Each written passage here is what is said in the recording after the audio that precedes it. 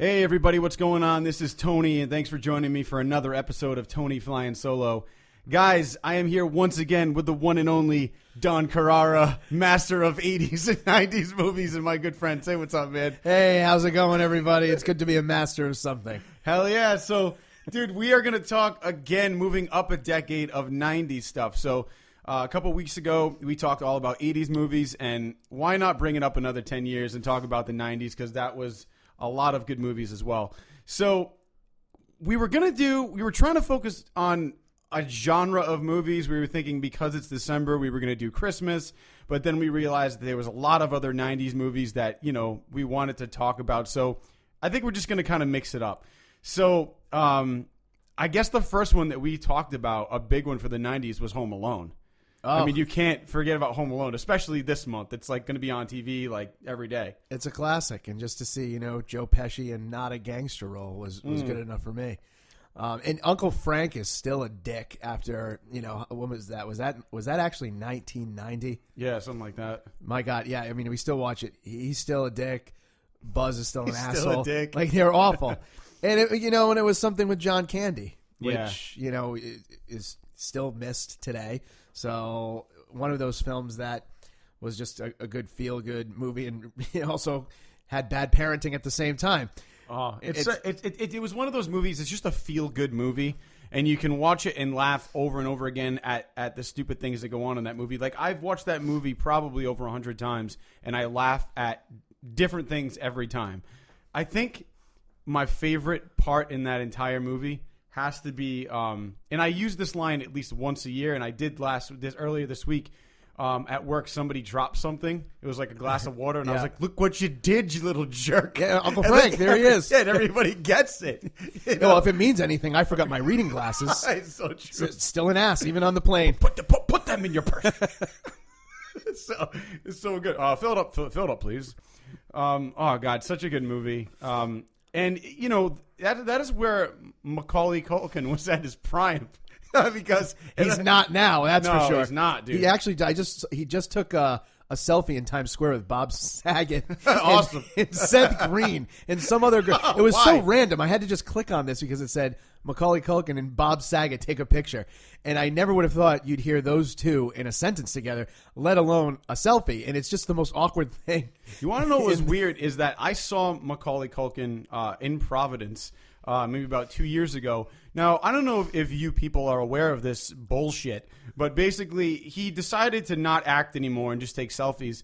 And he has this group, I forgot what the fuck the name of it is. Underground Pizza. Underground Pizza, yeah. All they do is it's a cover band of some other band, I forgot, but they just do all songs about pizza. And Macaulay Culkin was less than like 20 feet away from me, singing a song about pizza with like a blonde ponytail, sunglasses on, a leather jacket. And I went to this just to say that I could see him live. But when I got there, I looked at my friend and I was like, this kid really has just taken a fall. Like, he really has. Like, I watch this kid every year on Home Alone, and I enjoy his movie it means so much to me. Because I grew up watching it, and then just to see him on stage singing about pizza, I'm like, the fuck is going on right now? Maybe it stems from him not getting any pizza in Home Alone.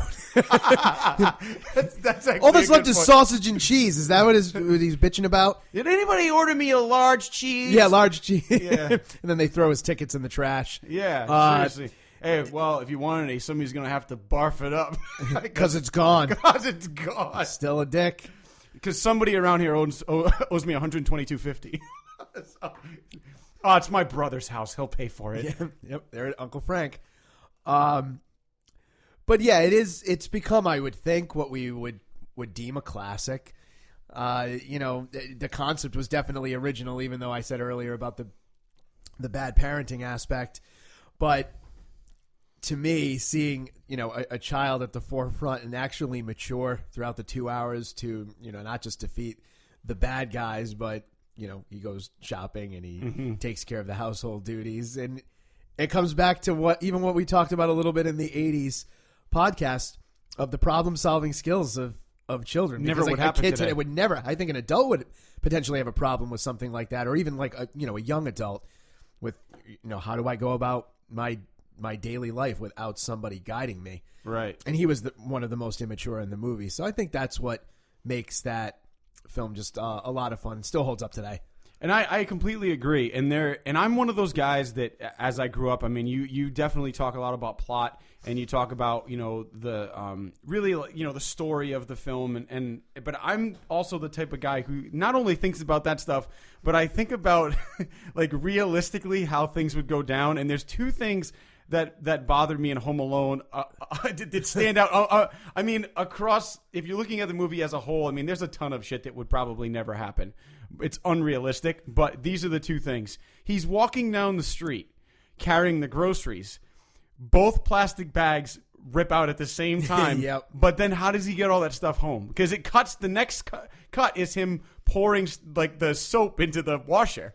I think the filmmakers were like, you know what? If anybody in the audience gives a shit about this, then we're not doing our jobs correctly. But I did. And you know what? I think it was my dad, too, because everything that happened, he's like, how do you get that stuff home? No, it definitely is a plot hole. But again, it's overshadowed by all of the other things that happen in that film. And, you know, our minds go elsewhere very easily. And I have one more thing. So he cleans up the entire house, right? Yes. Before they get home. How does he get the tar off the stairs?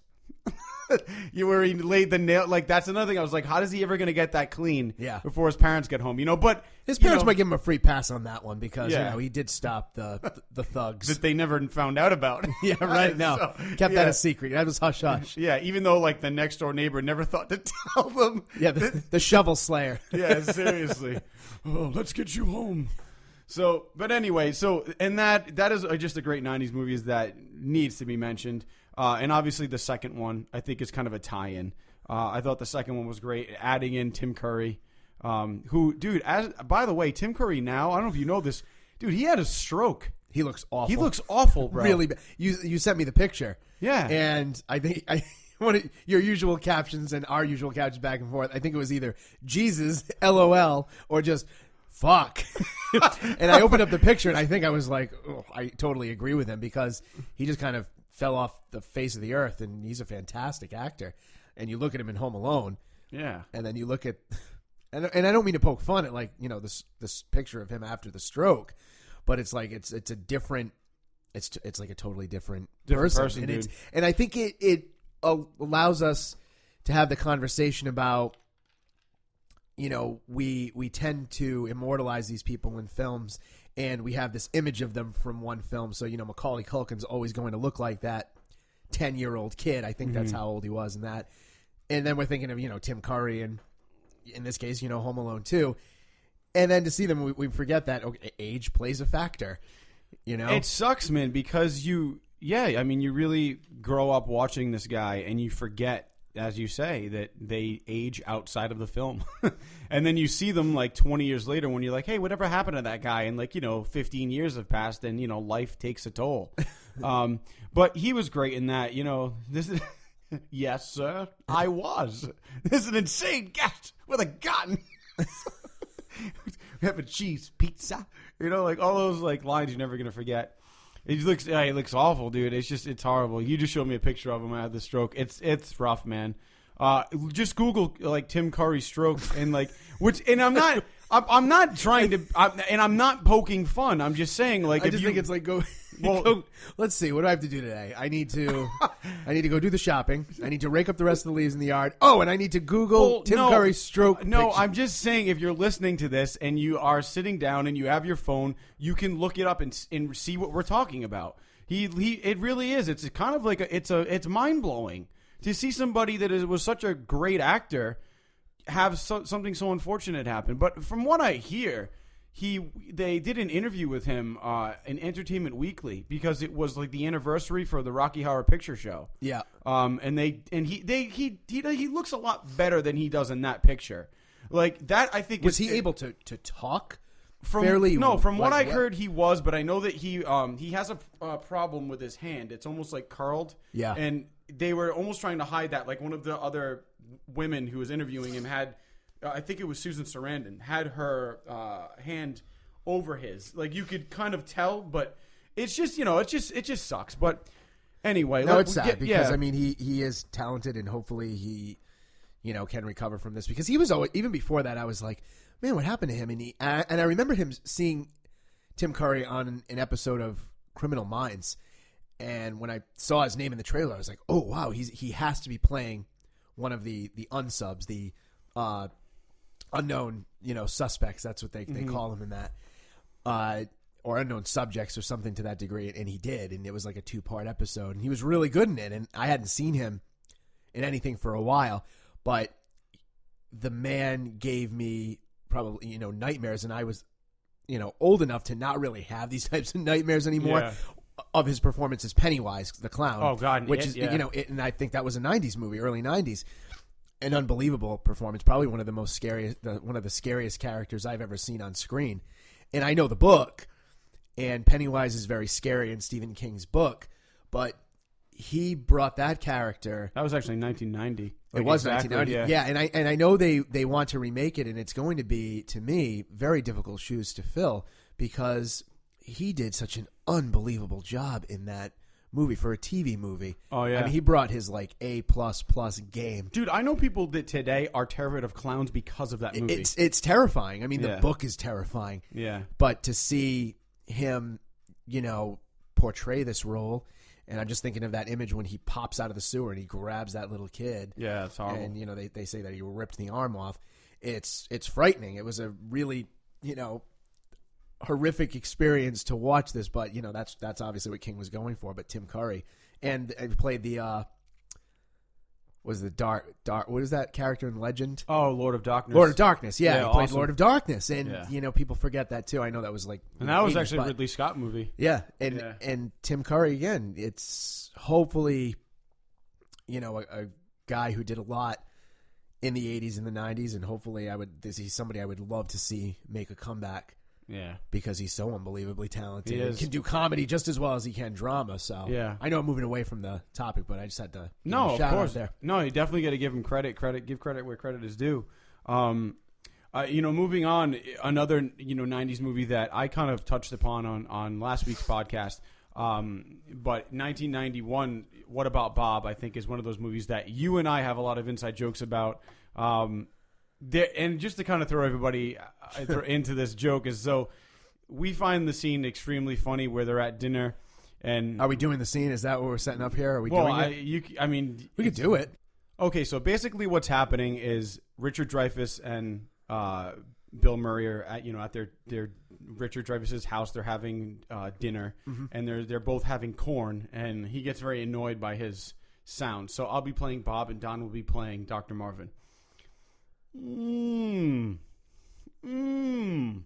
Faye, this is so scrumptious. Will you stop that?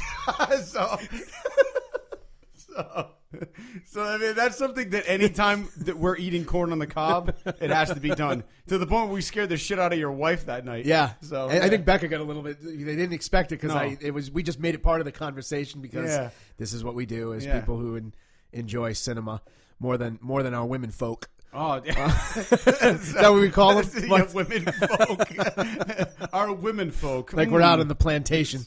They're women folk. Get back into the kitchen. Jesus.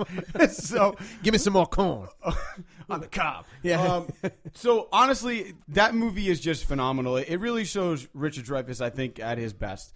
It really is a different side of him that we haven't seen. Him starting off very calm, very collected, and then just him having this break of insanity. And I think it goes to show too in the film that Bill Murray ends up being probably more sane, extremely sane, and just a guy who's very unique and lives his life the way he wants to live it. But everybody really gravitates towards him, even Richard Dreyfuss, Dr. Marvin's own family, and it's just. That role reversal is really interesting because it's almost as if the jealousy in his own annoyance drives him, to the brink of that. And his family still cares about him, no matter what. But he can't see that. And I love the ending. It's just such a great. He falls off the boat, and, but one of Bill Murray's best. He's just so brilliant.